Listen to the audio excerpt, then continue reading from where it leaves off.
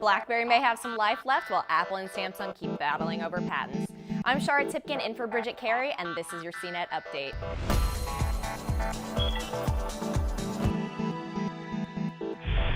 BlackBerry may not be doomed after all. The smartphone maker revealed it has won a massive Pentagon order, with the Department of Defense giving 80,000 BlackBerries to employees.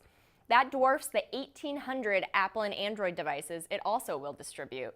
BlackBerry has really struggled to compete with the other smartphones on the market. But even with the big order, BlackBerry said it will sell most of its Canadian real estate holdings to raise cash. Apple and Samsung head back to court at the end of March, but Samsung has already faced a couple setbacks. District Court Judge Lucy Koh late Tuesday ruled that one Samsung patent at question in this legal saga isn't valid. She also determined that the Korean company infringed on an Apple patent for auto-completing text. The two companies have already faced off in court a couple times, but the upcoming trial covers gadgets still on the market like the Galaxy S3 and iPhone 5. Apple and Samsung are supposed to hold talks ahead of the trial, but a settlement sure doesn't seem very promising. Facebook is about to lose most of its users, or at least that's what a new Princeton study says. Researchers at the university used disease models to predict that 80% of Facebook's users will quit between 2015 and 2017. It's much like Facebook has an infectious disease. The researchers said Facebook has already reached the peak of its popularity and has entered a decline phase. Snapchat has rolled out a tool to make sure you're a real person. New users who sign up for the photo messaging app have to complete a puzzle before they're allowed to join.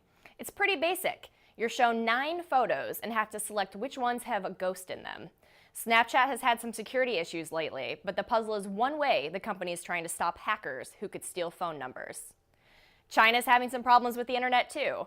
Hundreds of millions of people attempting to visit China's most popular sites on Tuesday instead found themselves rerouted. Ironically, the site they ended up accessing was for a company called Dynamic Internet Technology. That company helps people avoid Beijing's web censors. Some publications believed hackers caused the issue, but sources told Reuters that the incident might have been caused by an engineering mistake from making changes to China's Great Firewall censorship system. The whole gave many Chinese citizens their first glimpse into the outside digital world.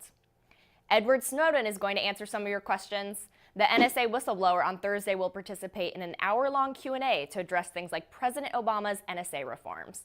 Snowden has been living in exile in Russia since he released classified documents about the NSA's surveillance programs. I personally would like to know what he did all that time at the Moscow airport. That's your tech news update, but you can find more details at cnet.com/update. And you can always keep up with the latest stories by following me on Twitter. From our studios in New York, I'm Shara Tipkin.